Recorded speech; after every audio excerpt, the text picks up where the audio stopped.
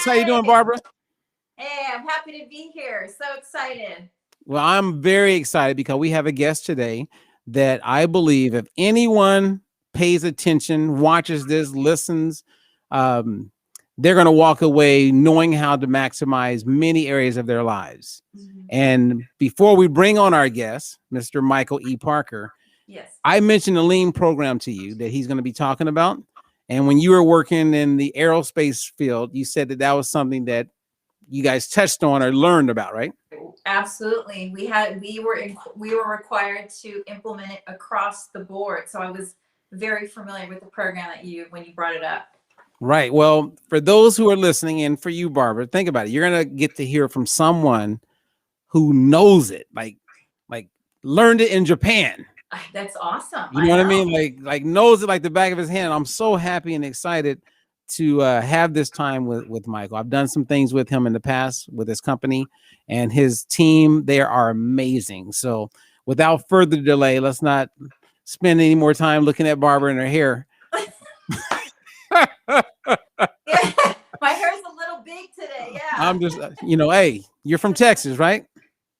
No, Italy. We like it like this there too. Okay, so big hair in Italy and Texas. So people didn't know they were going to learn that today. Well, without further delay, let's bring on my man, Mr. Michael E. Parker. Hey, Robert, how you doing? We are good. And, I sat in on your event the other day. Nice. And it was so great to hear you speak. I haven't heard you speak in a while.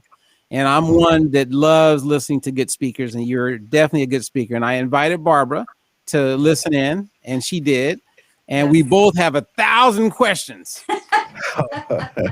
But before we get started, kind of give us an update and share with our listeners and viewers a little bit about you, Michael. Well, thank you, Robert and Barbara. Is that correct? That's right.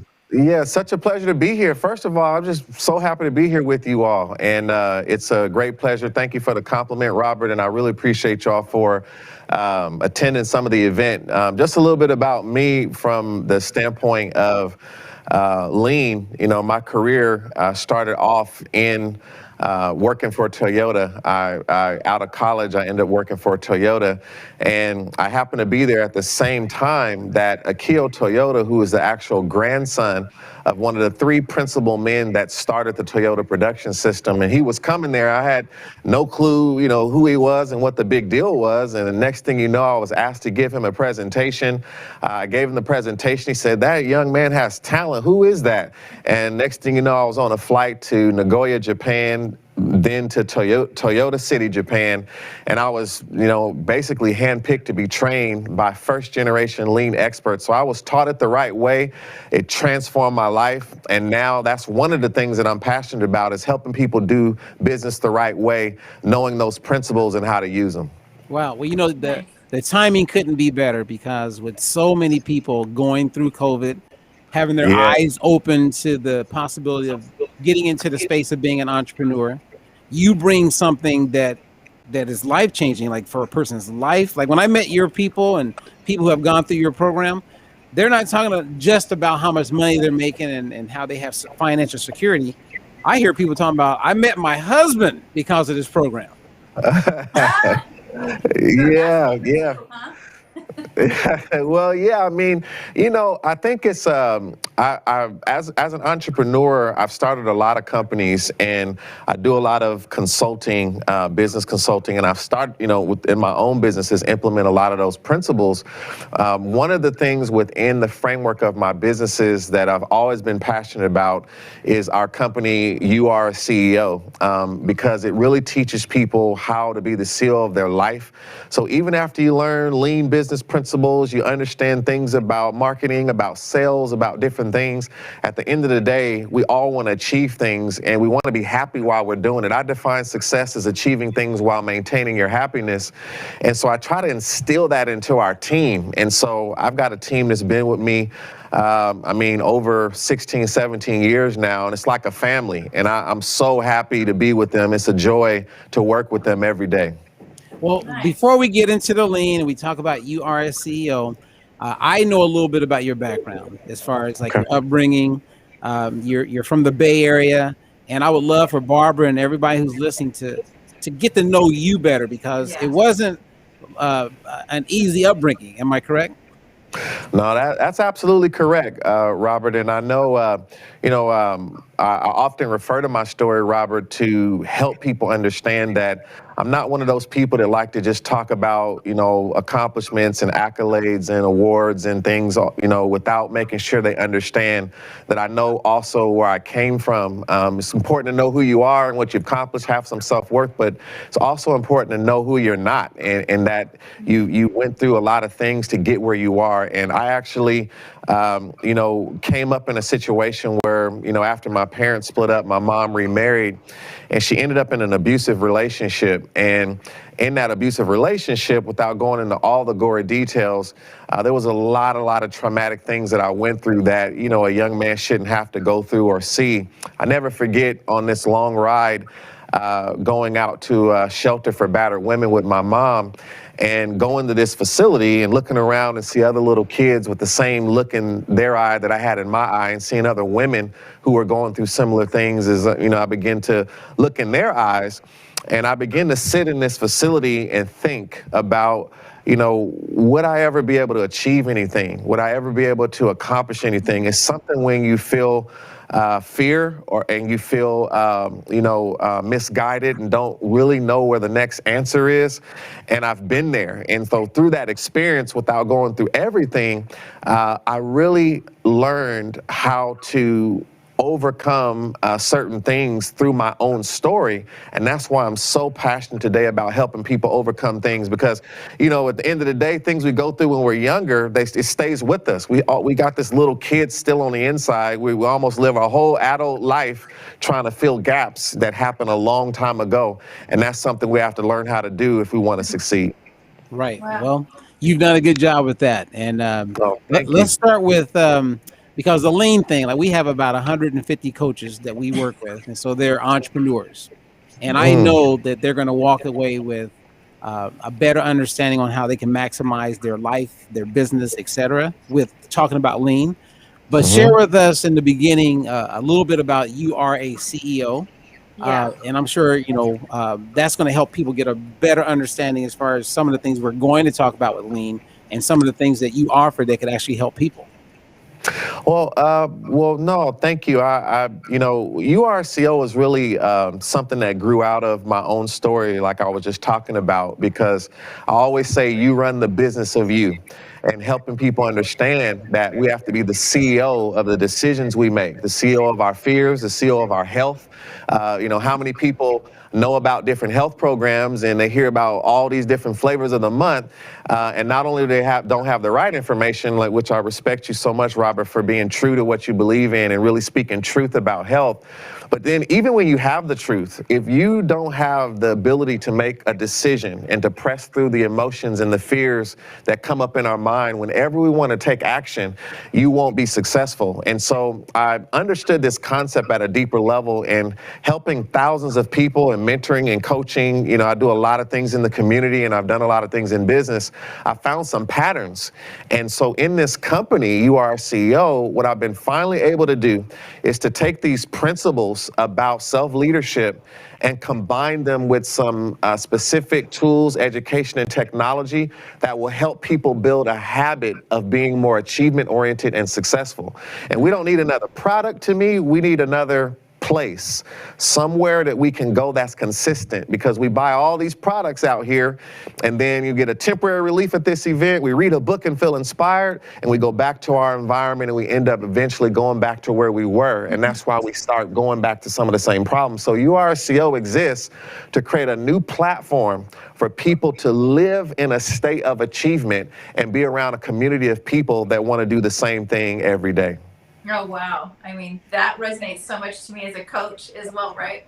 As far as trying to help people implement a lifestyle change. And so I guess my next question to you, Michael, would be then, because there's so many things out there, right? We listen to podcasts, there's books, there's all kinds of different self-help programs for us to go through. I mean, what would you say is maybe the biggest difference between, what you offer, your company offers, versus any other program out there?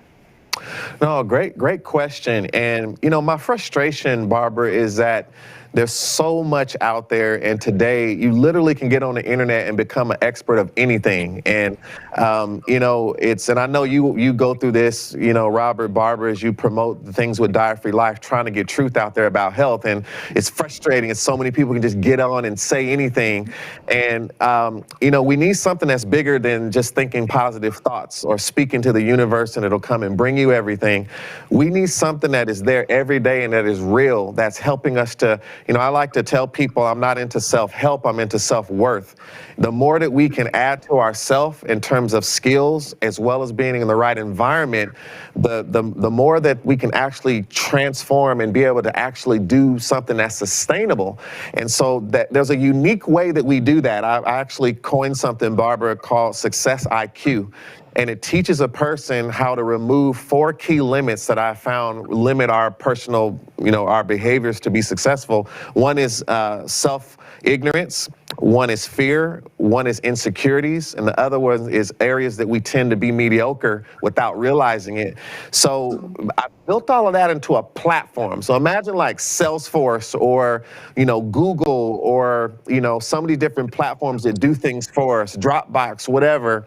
And imagine if we could do that for personal success and take the psychology of social media that impacts the brain a certain way. They know how they're impacting dopamine releases, oxytocin, serotonin, endorphins, and it causes us to keep picking up our phone and doing things every day and building habits and triggers. What if we could take all of that persuasive technology and use it for good, to where you get in a habit of looking for something positive, a habit of achieving more, a habit of actually craving to rebound from things. It doesn't come and just take away your problems, but what if we could have something that actually helped you to rebound from problems quicker? This is what I've put in this one thing and this one platform, and that's really what makes us different than everyone else. So you are a CEO. So let's go ground zero. All right. You are a CEO. I love the name, and I'll never forget when I first came up and met, you and your team. Every time they said you are a CEO, I kept saying, "Yeah, I am a CEO." Right? Yeah. And then it's like everyone in the room was a CEO. It was very empowering. I love the title. It says everything, because basically you're becoming like a conduit that's giving people an opportunity, like you said, to have access to these tools that can help them transform and really thrive with their lives. So tell us exactly what is You Are a CEO and how people watching can become part of You Are a CEO. Well, You Are a CEO is really what I call a personal success platform. We often refer to it as a success club as well, though, because it's a membership that you can join and be a part of. So just like you join a gym, imagine we talk a lot about mind fitness. So we go to the gym and we take care of our body, but a lot of times we don't take care of our mind like we should. And so it's really a software as a service, but it's also a club. And so people, can be a part of this who are very serious about achieving goals, and they want to achieve things in their life, and they want to be in an environment that can do that. And they understand that, no matter what you learn, if you want to be good in basketball, you better get around some people in an environment that's about that. You want to be a doctor, you better get around some people that's trying to do that. And so when you learn the power of environment, and then you couple that with the right tools, that's how you start to be able to achieve things beyond yourself. And this is what I found a way to craft and put into this program, or I should say this platform. So people who want to be a part of that, I just set up, Robert, a site where I really give a comprehensive presentation so people understand what we're doing. It's called theonethingishere.com. And I love it because there's this one thing that I feel I've created, and I'm so excited about it.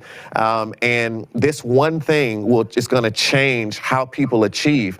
And so theonethingishere.com is a great place to start to learn more about what we're doing. And of course, you'll see a lot out there about URCO. We have our standard URCO.com website, but theonethingishere.com, I'm telling everybody everywhere, Robert, because I want them to know about this one thing that's going to change lives. Well, when you say that one thing, I think of City Slickers. Because remember, Curly kept saying it's that one thing, and the whole movie they're like, "Man, what is the one thing?" And he never really answers it, right? And then you have part 2 of City Slickers, and it's like it's that one thing. And every time they were losing focus, as they were talking about different things in their lives, Curly would come in and he would say, "It's the one thing." And I love that because it helps narrow the focus. And so many people get scattered, and they're not in an environment that's helping them be successful, right? So in my field, and Barbara can speak to this for sure, is that I work primarily with women, and they are focused on losing weight.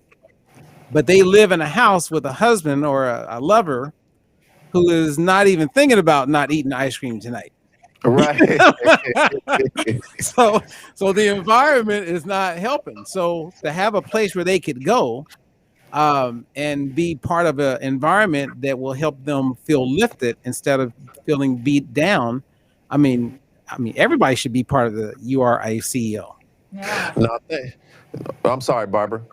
No, go ahead, answer. Oh, no, I was just going to say thank you for what you're saying, Robert. And I call it the house of success that we really want everyone to live in. And I show this house with these different pillars and a foundation and a roof. And just real quickly, the foundation I call mind fitness. We want people to be mentally fit.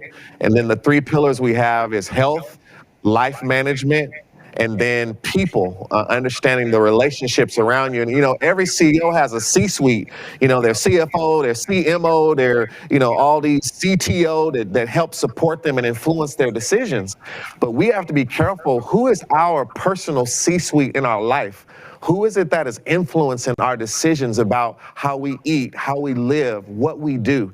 And it's important that you be an executive of who's in your C-suite. Like, who do you allow to, implant things into your mind? Like, your office is your mind, so to speak, as a CEO. And so I focus on those 3 pillars, and the roof of that house is wealth. And again, helping people understanding more about wealth, of course, not just making money, but the root word in wealth being well. And so, it's so important to me, Robert and Barbara, that we teach people that we want to be successful. We want to maintain our happiness too. There's some things that money can't buy, and we need both. And that's why, and again, if we don't have our health, a lot of those other things don't matter. And so inside of this, even though we have all of this engine of achievement in this environment, we hone in on those 5 areas to really help people do the best in their life. And when you were just talking, this may come across funny at first, but I kept thinking about Tupac. Okay. Right? Because, one, you're up in the Bay Area. Yeah. But then, there's a song I heard of Tupac this morning where he talks about, we got to change the way we think. We got to change the way we live. We got to change the way we treat each other. You know what I mean? Like, Tupac was all about that. And Tupac was one of those people who used his platform to share information, to be a resource and not just a platform for selling. And I see that, like, when you did that event for free that you did the other day, I was thinking, man, he is a resource. He's giving away all of these nuggets. And it was just, I was impressed. I was happy. I was excited about it. And I knew we were going to do this talk today. And again, you're giving away nuggets. Yeah. No, well, thank you, Robert. Right now, we just need to be in service. And Robert, you've been in business. I respect you as an entrepreneur, and you have to give. And that's what I'm trying to do. I don't want everyone just to believe what I'm saying, and come running, so to speak. I want them to really feel what we deliver and feel that it's value. And even when you think about people like Tupac, Robert, and people who are deep thinkers, and there's a lot of other people who sometimes they got in a space in their mind where they thought about life and they thought about the world, they thought about what really mattered, and it showed out, like a stream of sunlight, and then they would go to their problems and you see all the other difficult things they went through in their life. But the challenge is, a lot of us, we all have this central theme of good and this central theme of all wanting the same thing, which is to achieve in certain areas. We really have no place to go. You know what I mean? Like, where do you go with that energy and live in it? We can go on social media, but, you be on social media and you feel happy by something you see, then you scroll a little bit and it just ruins your whole day. You see something you wish you never saw, So where do we go? And I feel like I finally figured it out, how to create a place where we could take that energy, and you don't have to leave all those other things behind. But when we want that focus, and we want to make sure we stay grounded, we've got a place to be now where we can all be in that mindset together. Yeah. I like that. Hey, Barbara, are you typing over there? No, I'm not. Okay, I heard some typing going on. I was like, what is Barbara? She's trying to multitask? That's right. Put those hands up. Yeah, put them hands up. No, I'm not typing at all. I don't think it's me. I think it's all you. You're all staticky. Exactly. Well, I should be, because I want to take notes on everything that Michael's talking about. Okay, so let's go. I'll go ahead, Barbara. Yeah, I want to ask a question real quick, Michael, because you mentioned earlier about your community and the importance of that. And, you know, and especially nowadays with, you know, like you said, social media, there's so much information that's easily out there. How do you help people stay engaged and focused? Because a lot of times, even let's say in the weight loss field in industry, a lot of times people, when the going gets a little tough, you know, when you're trying to push people through to stay consistent, you know, consistency is key, trust the process. But a lot of times people just hit a little bit of frustration and they just want to they want to go on to the next, try something new. How do you keep people engaged and is community part of that? That's an excellent question, Barbara. And I think you're asking the $1 trillion question of what the problem is that, you know, solving what you just asked is so important. And, you know, we all do well for a minute, you know, such is life. We do well for a minute, and then we have our moments where we get discouraged, we go down, we have mood shifts. And that's why we need a platform. We need that is dedicated to what you just said. And it also understands how the brain works. You know, we have to create certain triggers, Barbara, where, you know, if we've got the right type of learning, and we also have an environment that is social and then mixed with the proper coaching, but done in a fun way that you almost don't notice what you're doing, so that we kind of trick the brain and we're kind of releasing dopamine. Oxytocin is always looking for connection with people and things of that sort. We need a little bit of that. We need serotonin that helps where we feel some status that makes us, you know, kind of anchor ourselves. We feel like we can actually achieve. And then we need some endorphins where every time we do something, we're rewarded for it. You know, when you can get to the point with you're working out and what you're eating, where when you do the right thing, you start training yourself to feel rewarded for what you did that was right. So we need, you know, that's some complicated stuff. And so we've never lived in a time where the technology has caught up with what we need to do. And I feel like for the first time, we can take the right information and we can take the right environment and we can wrap it in technology and create a world that we all want to live in. And that's what I think is the difference. And without it, Barbara, we're going to live every time off of moments of happiness or moments of inspiration, only to get in our own way again or realize that boost was temporary. Yeah, that's some good stuff. So if those who are listening, whether you're catching the replay, you're catching it live, if you got questions for Michael, please share, and also do us a favor by sharing this with people on your Facebook and YouTube. Tell them about it, and be sure to go to the links that we have provided to learn more about Mr. Michael E. Parker. Let's talk about the Lean program.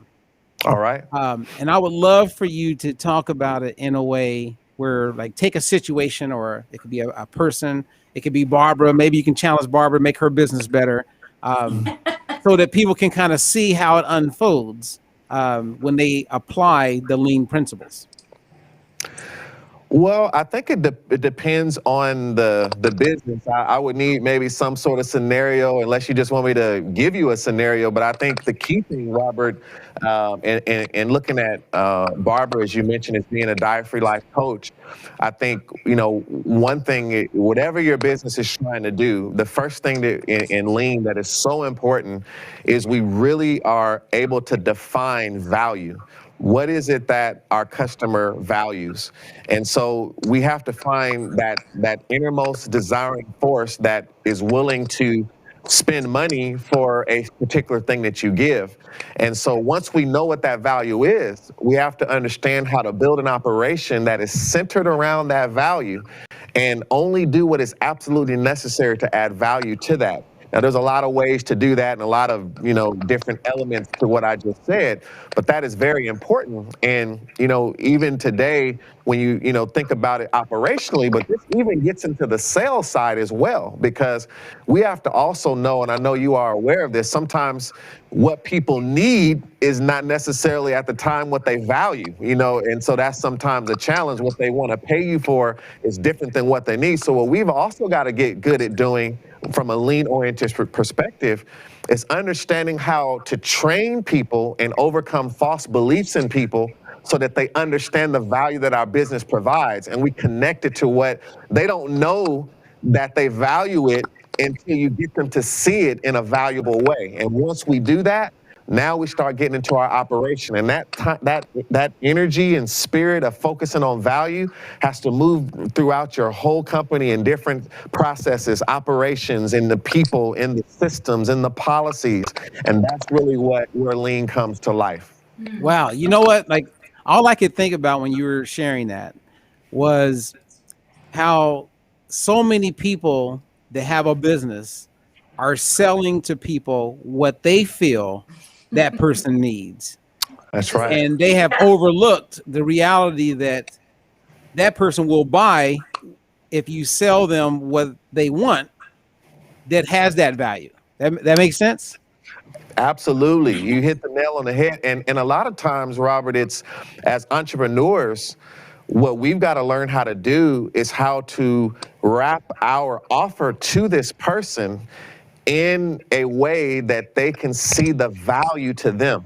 And that's really the secret, because if I come to you with all of my features and all the things my thing does, but I never talk to your problem, I never get you to actually connect with it. See, a lot of times if people can tell that you really understand their problem well, they'll assume that you have the solution, right? Because you're talking about my problem at such a deep level, and you're tapping into a source of value. And that has to continue from the moment we convince them to do business with us all the way throughout how we operate. And that's really the difference in a value-centered business. And I talk about these principles. I actually took everything I learned in Lean, Japan, and all of that, and created my own management philosophy called value-centered management. And I talk about it in my book, Who Said So? And I just released at that free event what I call the Lean Advantage. And I put together a wonderful offer. I'm so happy that I was able to do that, because a lot of people need it and they can't afford what you would pay in the corporate world and all of that. But as a part of that package, I included an ebook all about value-centered management, because it's so important to understand that. Okay, so Barbara, I'm gonna put you on the spot if you don't mind. Oh. So when he mentions value, and you have your business, you're a nutrition and weight loss coach, what comes to mind for you when it's value? For my customer, for my client, would be the value would be education, providing education. Value would be providing accountability, a way for them to be accountable. Those are probably the two main things as far as a coach: the education part and the accountability part. Now, Michael, do you feel that someone would buy that? They want to buy education? So respectfully, respectfully, because what Barbara just said is something that is very common, and it's something that is very difficult as well. And I go through this in my business too, because I really love what I do. I love helping people, and I have to sometimes shake myself and remember these principles, because everything that Barbara just described is what they need. They need education. They need those things. They value looking good.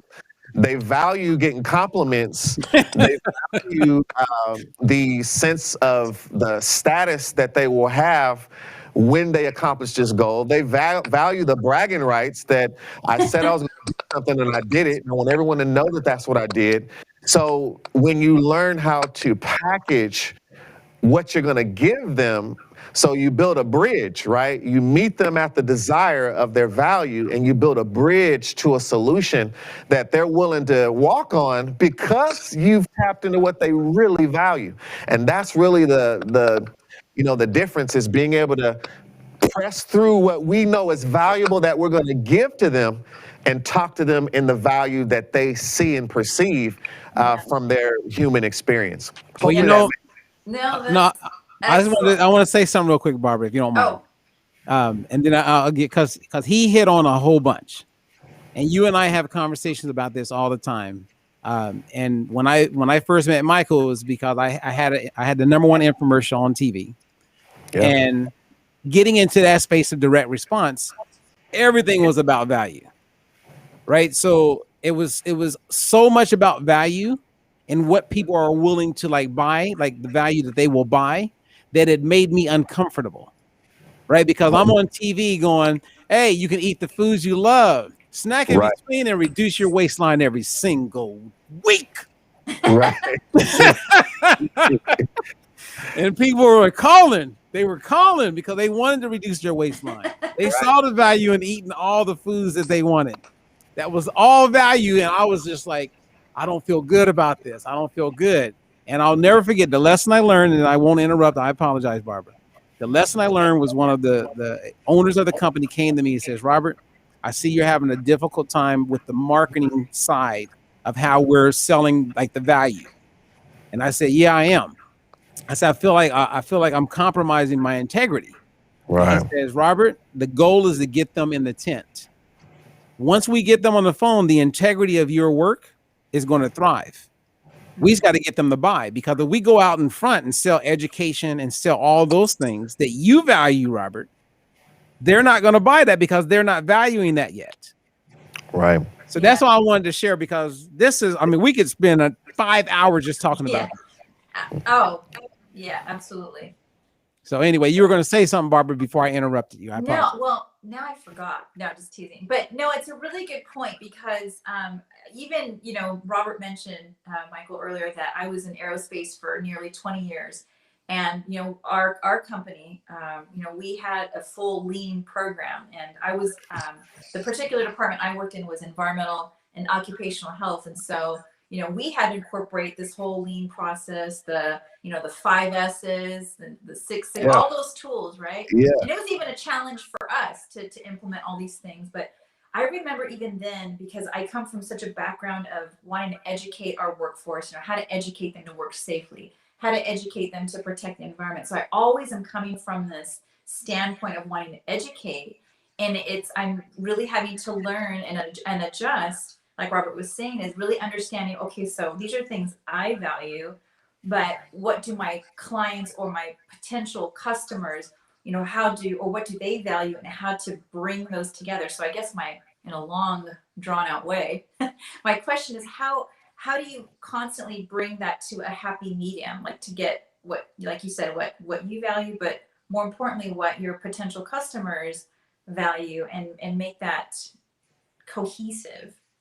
It's a challenge.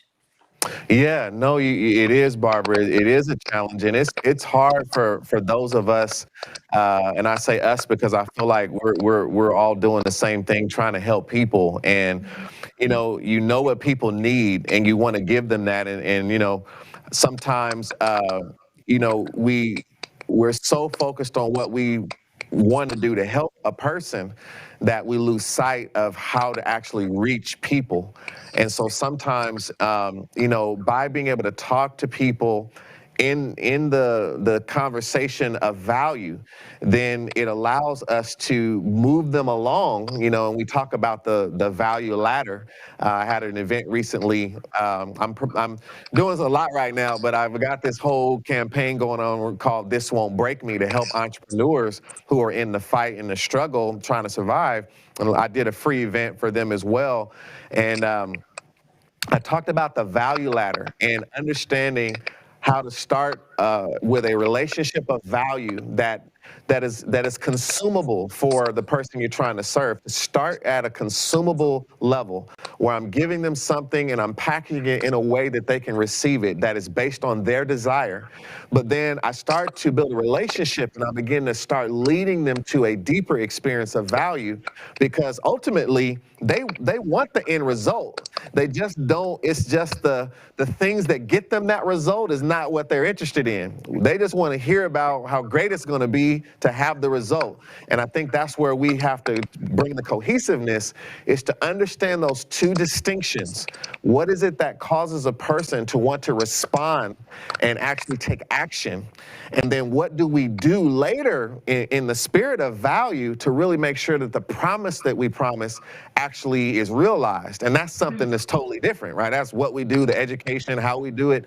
But those two things have to be separated, and then you bring, so to me, the cohesiveness happens through our strategy and through our understanding of these two distinct things and how they're working together behind the scenes. Okay, so Nice. so value we got, and I know that, you know, I don't want to run out of time because I want people to hear the overview of what lean is, right? Yeah. So that already has helped some people who are watching this improve their business. If they can just get that, it changes everything. So after that, what happens, Michael? So after that, once we kind of know what value is, which is then basically defining why we're in business, right? Because once we know what the value is that is really going to make someone buy, because remember, this is not like, business is kind of cruel, for lack of a better term. Like, you know, we have hearts, but businesses are about, did you make money, right? Well, sometimes that's like what you talked about with the infomercial. It's like, well, Robert, this is what we got to say to get people in the door. So when you think about business, the business, you know, has to make money to survive. So once we know what that value is, the reason we're in business, now we have to look at what are the stream of activities that are in our business that deliver to that value. So if I'm going to now help a person look great, you know, lose the weight that they want, be able to, you know, get in that bathing suit they want to get into, but we know that there's got to be an education component. There's got to be maybe a community important. There's some inspiration component. There's tools, there's resources. So each one of those things that are needed in this business to deliver to that value, we start looking into each of those things and saying, what is the process of delivering education? There's instructional design. There's the presentations we make. There's delivering the presentations and things of that sort. And we start looking for waste in any area of that process. How do we do any coaching? How do we do any inspiration? What is the way we're going to do that? And we look at the steps involved in doing that. So Lean will go into those things and look at every aspect, the vendors you use, the technology you use, the steps, the processes, looking for areas where there's value added activity and looking where there might be wasteful activity. And it's a constant pursuit of pulling out things that are wasteful so that you can maximize the flow of value. So look at, once we define the value, look at it like you opened the door and a river came into your business, and every time you have waste, it's like you put a boulder, you know? That's why in business there's so much of this going on. Think about what we call it. We call them departments. Now think about that, department. That's meant to depart. And this is how waste starts coming in. Marketing says, if it wasn't for us, you wouldn't sell anything. And then human resources say, yeah, but if you don't have people, you couldn't work. And technology said, if I pull this plug, none of y'all gonna be able to work. These kingdoms get built. And so there's all this waste begins to come in because traditional business was built around, even when you go to college, it's like, are you gonna be in marketing? Are you gonna be in operations? Are you gonna be, so what? You come into business trying to proclaim why your area is the biggest thing. Customer don't care about that. Value wants to flow. It doesn't want to get stuck in marketing trying to prove who it is, and operations and education trying to prove. So because business is built that way, Lean comes in to try to tear all that down and says, look with one eye for the customer all throughout the business. No matter whose department is where, let value flow. Get out of the way. And this is what Lean is trying to do in many different levels and dimensions. Okay, so if I hear that correctly, the way I'm getting it is that if part of my business is when they call and they become a customer, if phone calls, follow-up phone calls is part of the structure of the business, then the goal is to look at how I can maximize my time in making those calls and not find myself having a tough time. So you have things like Calendly, which I use, which I send out, and then a customer that I'm working with, they can just hit a button and they can pick the times that I'm available instead of me emailing. So this time work, they go, well, I could do that time, but can we move it back 30 minutes? Then another email, then it's back and forth. And then it takes forever. And then you finally go, oh, I can't do that day. I forgot my kids are sick. Right. So that would be lean, right? Absolutely. What makes it lean is that, so keep in mind, there's the dominant value of why the business was built and then all the things you need to do to deliver to that value. But then there's things in every intricate part of your business that you still have to ask, what is the value-centered way to do this? So I'm not even looking at the business of, let's say Diet Free Life, but what's the value-centered way to get the most out of a phone call? Right? So now you're actually getting into that. What do they value? They value quickly being able to meet them where they are appointment-wise. Like, I want an appointment that's best for me. So like you said, you did it in a way where they could say, here's exactly when I want to, meet with you. And then how do you make the actual phone call more valuable, right? By understanding the objections and the issues that people normally have so that there's a script that generally is meeting needs, and you know how to make that call as effective as possible. Especially if you have coaches, you want something that is already we know the common things that they value. So when you talk to someone, follow this outline and this flow. And this is a key principle in lean management, is to ingrain quality into the process. So now the knowledge you have, Robert, is ingrained into all the other coaches because you've taken your brain and put it into a tool that can help them be more successful in whatever they're, in what they're doing. So that's just some examples of how you can apply that there. It's so crazy. I mean, this is so crazy because I never in a million years would I be thinking that I'd be talking lean now as an entrepreneur, even though it comes full circle now. I mean, that was for me, it was like this previous life in aerospace in the corporate world and what we did then. But now that I see the, how resistance to change can come on both sides. So I remember, being, as a corporate staff member and lean being introduced to us and having to implement this program. And it was definitely supported from the top down. So this was something that was 100%, supported by our executive staff, the whole corporate world. And so everybody was doing it. And I remember, like you're saying, Michael, it was literally a process of going through very meticulously each and every one of our processes. And, really having to step back and put egos at the door because we had to really look at things to see, what are we doing? Why are we doing it? Does it make sense? And I remember feeling the resistance then and not, not being completely open to change at first. And now as a coach, when we're working with people and trying to implement lifestyle changes and get them to, really incorporate them into their life and, so that they can sustain it, I see it from both sides now, and it really makes me wonder and want to ask you about how you see this as a challenge. Why people in general find it so hard to change. I see this on both sides now. Me, I'm just as guilty at times too. And how you say, or what you see as far as what one of the biggest challenges is for people to incorporate change. No, that's a very, very good point. And one thing, too, that you just made me think about, Barbara, when you were kind of giving that kind of backstory there is that, what really frustrated me a lot about lean because of how I was taught and where I was taught. And I go out into these companies and there's so many people doing lean now, like all kind of lean programs everywhere. But what frustrated me is that people were using it as like a toolbox, like learn this and there's Six Sigma and learn about, this particular methodology, but they didn't have the spirit and culture behind what it really is supposed to be about. And I've seen people go in, try to create change, like you're saying now. They would go in, use these lean tools, which used wrongly can be lethal. They say, we just figured out a way where we don't need 5 people anymore. And so, they kind of Americanized it. And what did they do? They fired them 5 people and freed up money on the book. Well, in Toyota, They had a no layoff policy, and it was all about reallocating capacity. If you free up 5 people, you find out how to use them to create more value. And so you still are adding value. So then that made the people not be afraid to implement lean. When you implement it wrong, the people who got fired, what was their perspective of lean? Lean cost me my job. I hate lean, right? And that's not what lean was, right?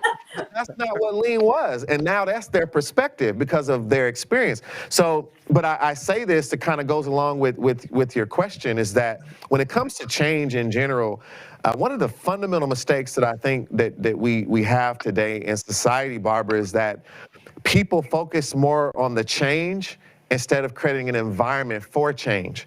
And if we would put the energy in, how do I create an environment for me to really make a change? So people will say, I want to stop eating like this, but they don't deal with the environment where everyone in their household is bringing all this stuff in that is horrible. And now the temptation is 70 times higher because the environment is so tough. You're making it very hard to change. And all you're walking around the house with willpower, and there's donuts over here. This person is doing this over there, and you're walking through, and you're going through like, I'm going to be strong, and then you feel bad when you fell again. Well, the thing is, we skip over environment. That's why I'm so excited about the one thing I've created. We skip over environment and we try to just change. And that's just not real. We have to create an environment first and then push for that change. And then if we do that, we can actually begin to anchor behavior. Because if we want to really be serious about change, it's all about breaking habits. And you're not going to do that in the wrong environment. I love that. So I get the environment of what foods are in the pantry. I get the environment of what foods and tools are inside of the refrigerator. But when that woman is married to someone that she really don't even like anymore. Whoa. No, I mean, hey, there's a lot of people who love someone, but they don't like them. That's true. Right? Very true. I mean, I guess it's never happened to Barbara, but it happened. Clearly, it's happened to me. Okay. But so how do you work? It's almost like having a disgruntled or that one employee that works in the company who every time they come in, it's like a dark cloud. Everything goes gray.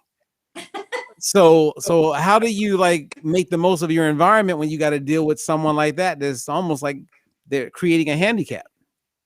That's a great question, Robert. And one of the things that I've seen, and that's why, as a part of what I deal with in URCO, as well as in the consulting I do, I go into different environments. And when I first started out, I grew so quickly in Toyota because they saw I had a unique ability to bring people together. And, I started off at New United Motor here in California, Robert, and it was an interesting place to be in the Toyota family because it was the only plant where General Motors and Toyota came together in a partnership. That's why it's called New United Motor.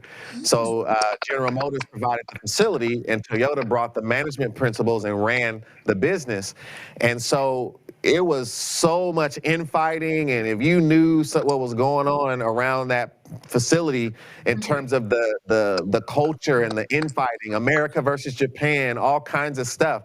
And so I had a unique way of helping bring people together for change, and it's no different in a household. One of the things that we have to do when we're dealing with situations like that, we've got to find a common ground. And I think, it might not be the perfect scenario, but if you love someone, maybe not like them, like you said, but if there's love there, love is a very deep thing. And I think sometimes people just complain and they fuss and they say, if you weren't this way, I could do this, and I'm trying to do this. Why don't you respect that?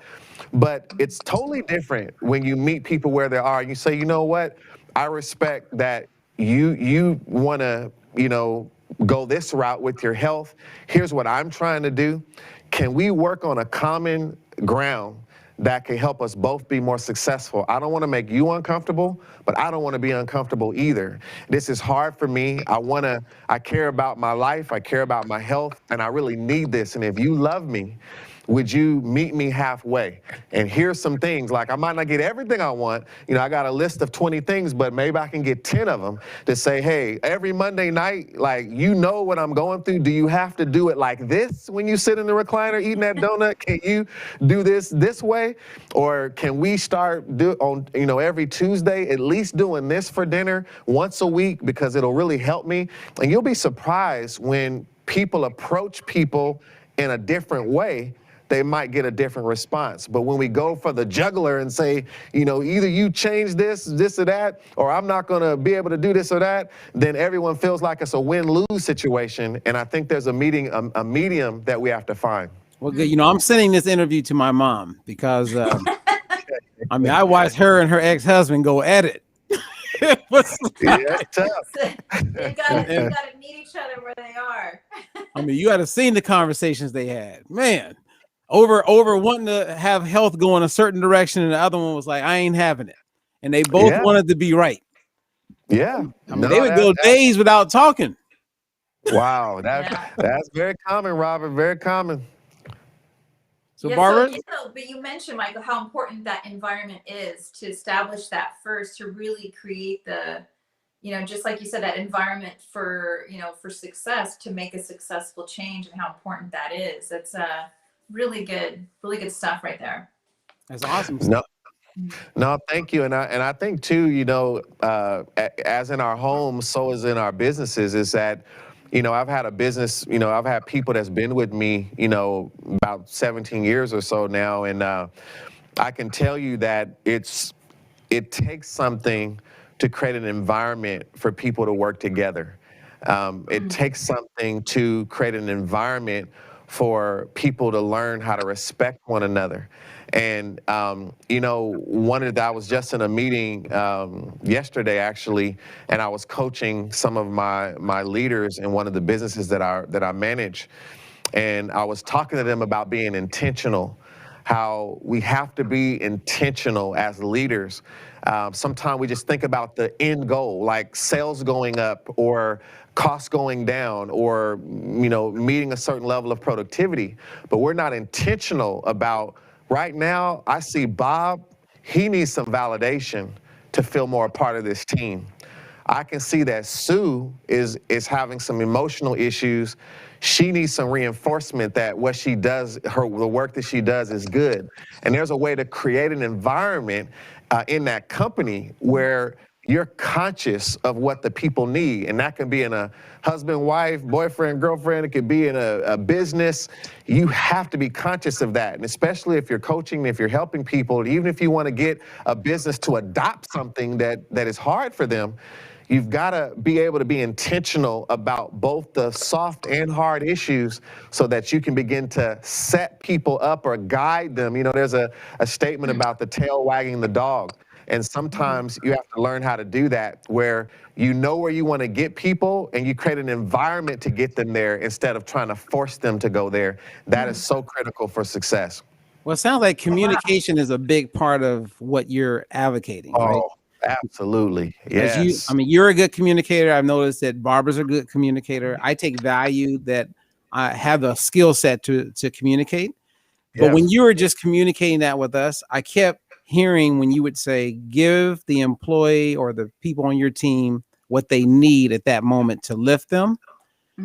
I felt like every time you said need, I felt like you were saying value, because obviously they value that. That's right. Because they're getting that from you, and hubby at home ain't giving that at all. Right. I don't know about hubby, but I know that you're telling the truth about it. When we talk about, and that's what, Robert, you hitting on something that's so important, is that's what I really try to get people to see. We just had this event about lean strategies, is that the principles of lean is truth. It's not even about business. It's just truth. And when you really understand it at its core, you have to look for the value and waste in your relationship with people, to understand how to be value centered with another individual. What do they value? So, when you start to understand how to take that on a personal level, to say that if I understand what a person values and realize that everything else is waste, you might want to talk about that and bring all these things into it, but for that person, it's waste.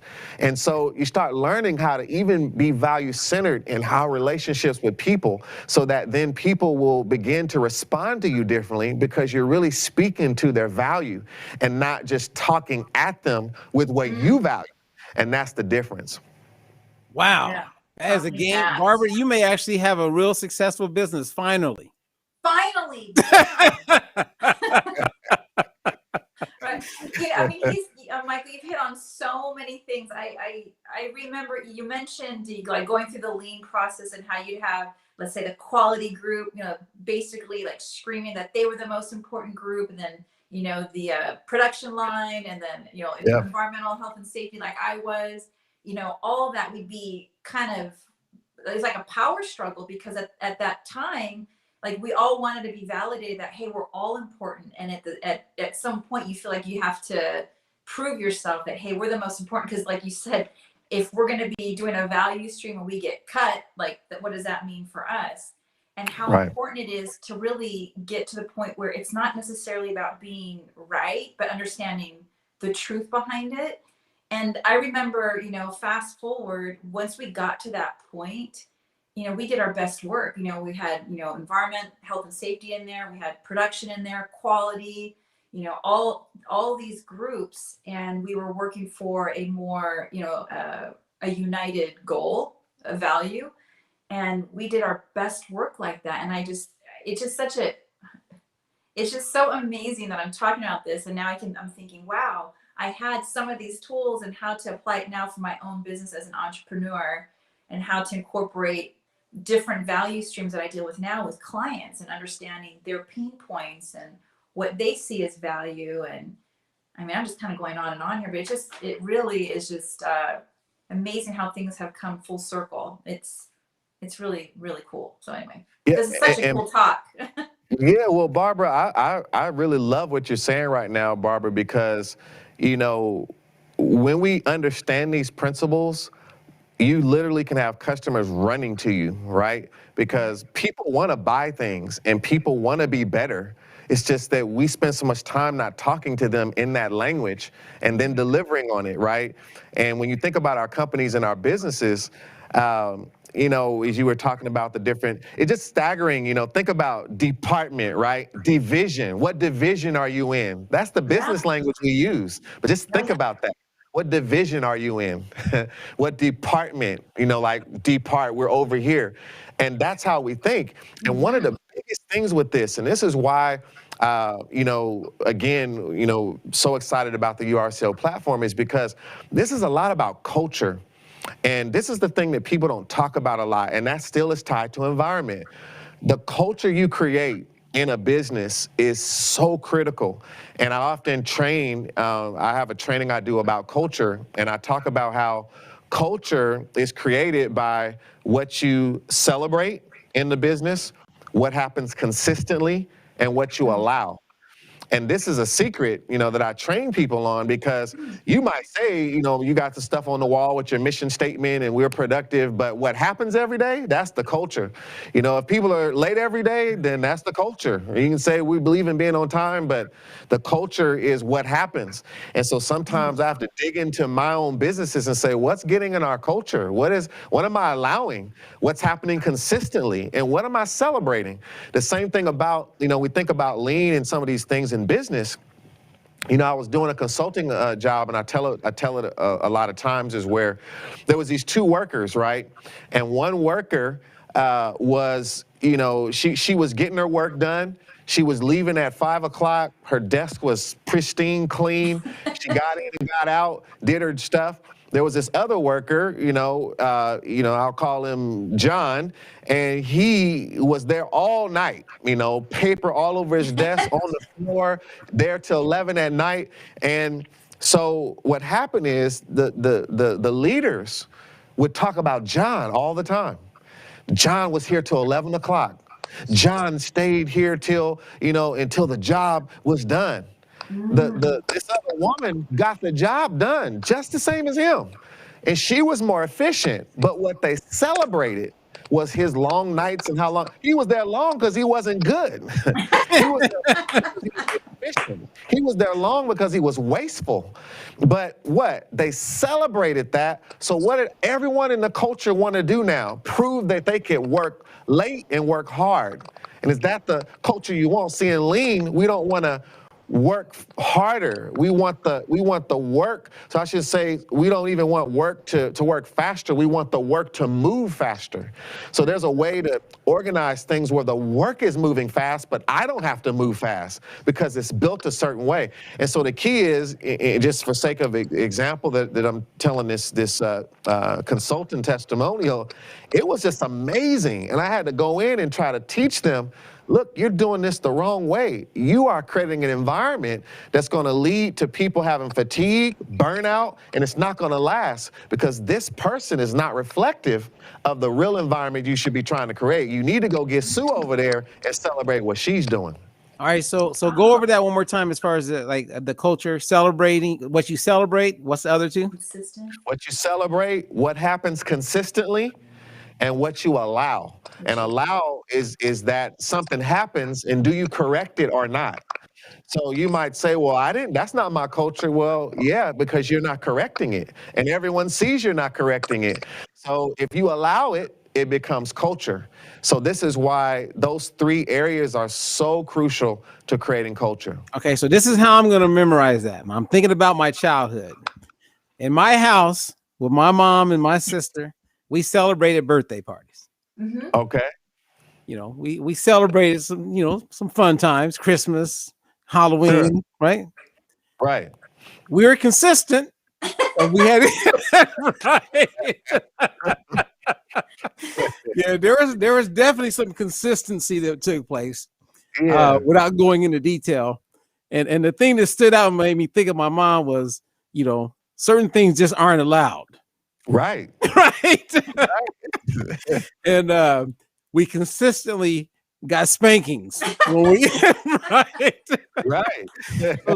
So the culture in my house, you couldn't do that. But I had some friends that lived across town, and they at the time they were Caucasian. They lived in nice suburbs, and I would go in their house, and the culture there was, "Mom, I'm not doing it." Yeah. And there was no spanking. Yeah. Yeah, so our cultures, there was a conflict there. Yeah. and just like the two differences in those households, it's differences in businesses like that. And you can tell, the difference in culture just by meeting the team and meeting the people. You can feel the environment through the behaviors of the people. And I to remember it too, I should have said this. I call it the AC2 model because allow, and there's two C's, celebrate and consistency. And so I call it the AC2 model. And that's really what I try to teach people. If you got to stay on top of those three things, because it's like your business is like a garden, and you got to be careful what seeds are being planted in there, because that stuff is going to grow. And when it grows, next thing you know, what you could have just kind of snipped a leaf, but now you got to uproot something because it's got too strong in your business, and then somebody gonna get hurt. Yeah. Well, I did a live yesterday where I talked about. It was after watching you do your event, and I started thinking about the word maximize. And I remember when I was working with Fernando Vargas, who was a pretty famous boxer. He would always ask me when I was doing his nutrition, he would say, "Hey, can I eat this? Hey, can I eat this?" And I go, "Well, if you want to maximize, you'll eat what I told you to eat." Right. And he goes, and that was it. Because his mindset was, I'm maximizing. A lot of people won't maximize because they're okay with minimizing. And what I hear you saying is like, so how could I help someone who they know that drinking more water is going to help expedite their ability to get leaner? They know that drinking more water is going to help with their overall health. They know this, but yet they're not doing it. How do you so if I'm the leader, how do I get them to tap into a value somewhere where we can create a stream? Yeah, I still have to keep harping on environment a lot, Robert, and environment, also the environment that's in someone's mind as well, not just where we are, who we're around, but we have to think about the environment that's in someone's mind. Sometimes too, Robert, that people have things that go way back to childhood, that are a lot deeper than whatever they're trying to do right now. I've seen people that I was trying to coach and consult and help, and they were talking to me a certain way, and I didn't realize they were really talking to their father. I thought they were talking to me, but they were talking to their dad. They were talking to their mom, and it was coming through in this thing I was trying to get them to do. But they felt some emotions, and the way our brain works. We hone in on this a lot in URCO. We talk about ants, the automatic negative thoughts.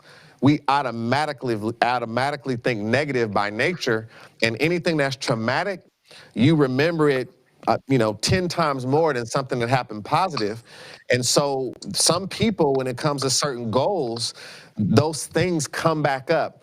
And that's why I feel like it's so important that we create a place where we can stay, in that kind of achievement state. And when we get off track, we know where to go to get back there.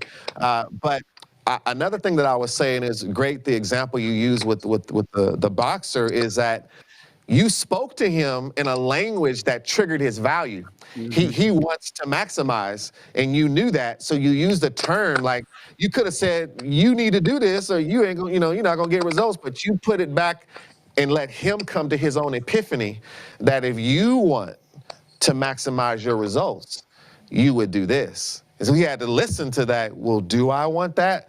And I think that's the key to coaching, whether it's drinking water, whatever. Sometimes it's that we've not found that button of value. For him, it was maximize. And for this other person about water, you got to find that button that triggers something in them to arrive at an epiphany where the work is worth overcoming the fear or the negligence. So that's kind of what I would say to that. Hey, you want to become a diet for your life coach, man? Well, I can partner with it for sure. I can be some of the mind fitness side to help it along. Awesome. Absolutely. I like that. Yeah, good words. Good words. So we have about 10 minutes. And what we like to do, Michael, is Barbara and I like to ask as many questions as possible in 10 minutes. So we want you to like rapid fire the answers back. Okay. Sound like a plan? Sound like a plan. So Barbara, you want to go first? Yeah, I have one. It's going to be from like a historical question, but yes. So Michael, one of the things that when I was in the corporate world, we used to do one of those tools was 5S, right? To sustain, sort, kind of to streamline our work area. And one of the things that we felt that we added a safety S, meaning that our workplace needed to be safe to work in. Do you find like from your experience in doing lean, did you find that missing at all, like that safety aspect or that health aspect with respect to lean? Well, to be real quick for rapid fire, back to the original foundation in Japan, when you look at 5S with, getting all of the, sort, set in order, shine, standardize, sustain, when you get into some of those steps, safety was supposed to be taught as a part of sustain.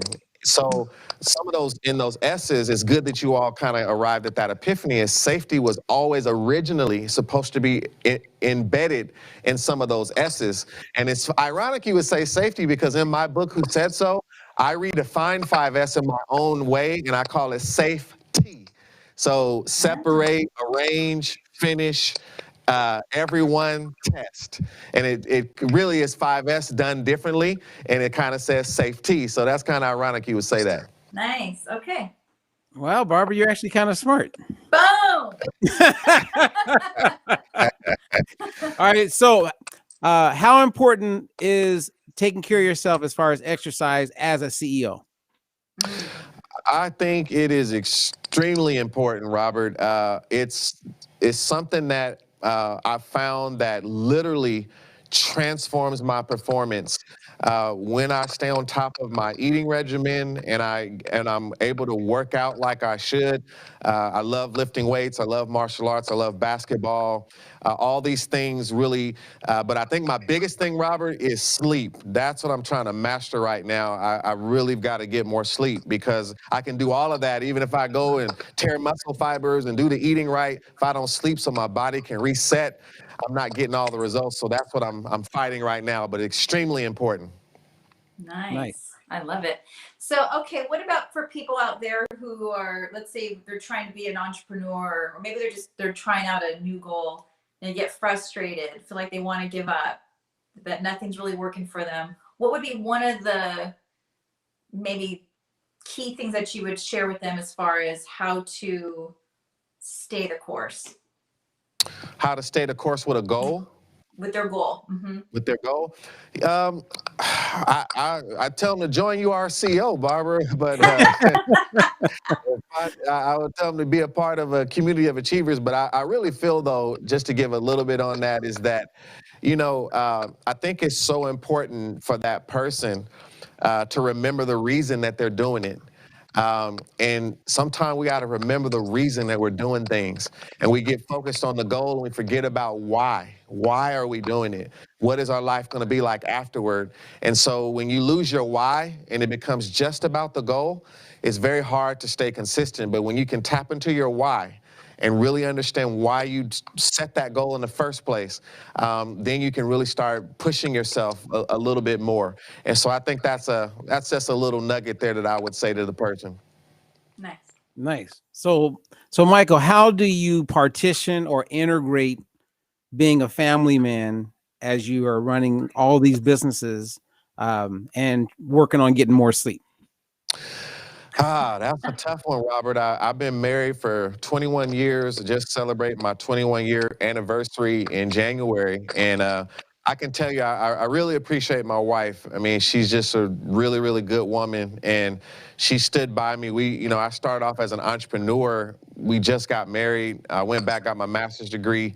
And she's just been very supportive, and she's been an entrepreneur too. She ran the salon business that we've had for some time, like 15 or so years now. And I think I try to create an environment where she knows that I appreciate her. She creates an environment where I know she appreciates me. And sometimes that's all you can hold on to, because things get busy and it takes an understanding, partner in person to allow for that. But I think you have to talk, you have to communicate, you got to admit when it's getting a little bit, things are getting out of whack, and stay true to that conversation. And so I think that's the biggest thing. I don't mean to go too far on that, but that's a loaded question there. And Right. and the business stuff, but it really does takes a mutual commitment to going in the same direction. If you don't have that, it's almost impossible. All right, Barbara, you got one more? One more. Yeah, well, actually, back to, because we sat in on your free seminar just the other day. It was really good, and I'm sure a lot of people would want to know, do you have anything coming up soon like that they can catch you on? Absolutely, and we still have a really spectacular offer out there for those who want to know more about lean. They can go to theleanadvantage.com and see that, what we've put out there. We've got some great events coming up. One event, This Won't Break Me. This is really for entrepreneurs, business owners, contractors, solopreneurs, people out there in the struggle and the fight. Really pushing themselves. And this is on February 17th. You can go to thiswon'tbreakme.com and you can register to be a part of that event. It's a free event. And so, that's a great event. I have another summit for This Won't Break Me in March, on March 17th, and that's going to be an all-day summit. And so I did a January and a February. The March event is going to be a paid event. We're going to make it affordable, and we really want to give some good things at that event. And so that's kind of what's going on right now, on the schedule, but I'm working on a lot more. Just want to give as much as I can. There's so many people out here hurting right now, and I think we come together, if entrepreneurs are better, I think the world will be better because we're out here creating a lot of change, and we're really the ones that keep things going underground, that's supporting a lot of things with families and with people, and you know, helping to give back. And so those are some things that are coming up right now. Nice. Well, you know what? Every time you and I talk, Michael, I always go, we should be doing more things together. Yeah, absolutely. You know, so Barbara, number one, as you can see, we both are LSB.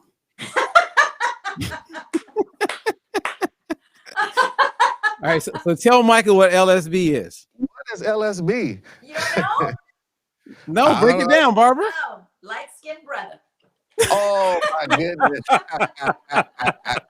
Hey, we're bringing light-skinned brothers back. Yeah, I wanted to know what I just became a part of here, but I guess I am a light-skinned brother. That's true. That's right. See, we got to keep it real. We got to stick together. We gotta stick together. But you know, like Aristotle, you know, one of his many quotes was, "Your first health, or your first wealth, is your health." Yes. Yeah. And I just feel like I'm supposed to do work with you and the whole team that you have. So just so you know, I'm wide open to whatever we can do together to help people, empower people, because I love that part of you. And it definitely comes across as we're having a conversation, how much you care. And of course, the value is there for people to increase their finances, their security, you know, all of the things that we've talked about. So I just want to say I appreciate you. I look forward to figuring out a way to join forces somehow to make a difference in the lives of so many more people. So I just want to say thank you for making time for us on the Stay Healthy experience. Yes. Thank you so much. And I second that. Power. No, thank you. The fist bump. Yeah.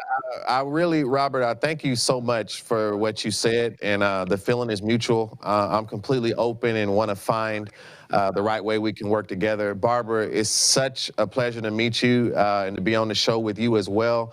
And I just want to thank you both. And Robert, I've got a lot of respect for you as an entrepreneur. I first saw you on TV, and next thing I know, you were at an event, and I said, that's him. And the next thing you know, we started talking. But Robert, I've got a lot of respect for what you're doing. I love people who love what they do and really care about the people they serve. And I see that in you. And I just want to say to everyone out there that hears about Diet-Free Life and the things that you're doing through this show, Robert is a 100% and someone you can have confidence in, that believes in what he's talking about and gets the results. And so I really appreciate what you're doing, Robert. Keep up the good work, and I look forward to the future. Well, thank you. And for those who are watching, Michael, trust me, this guy, he's very, very, very humble. And yeah, we were both doing the UNCF tour. Out there again, we met helping people. That's right. Yeah. You know what I mean? Like out there, you know, traveling around, having some fun. And then you invited me to your event. And I have to end on this because, you know, you meet people all the time and people say a lot of things. And you and I started talking. You said, hey, I got this small event, you know, I'd like to maybe fly you up and, you know, make you a part of it. Maybe you can do a talk, blah, blah, blah. So, you know, I'm thinking, okay, you know, and then I heard from him, and his assistant reached out, and I was like, wow, okay. This brother, I mean, these guys are kind of like, maybe they're real. I mean, I don't know. And so then next thing you know, I get on the plane, I fly up to Oakland, and I go to the event. That's a small event. There's like 800 people in there. I mean, and you know, and what was the coolest part is that everybody was happy and real. And then when I got to come to your office and met all the, you know, the employees, the team, everyone is just awesome. So my experience has been amazing. And again, I respect and appreciate you and all that you're doing. And I got to touch the people there, and they touched me. And so thank you for being on the show. Thank you, Robert. And Barbara, you know, when we do something, you may be invited. Maybe. Yeah, that's right.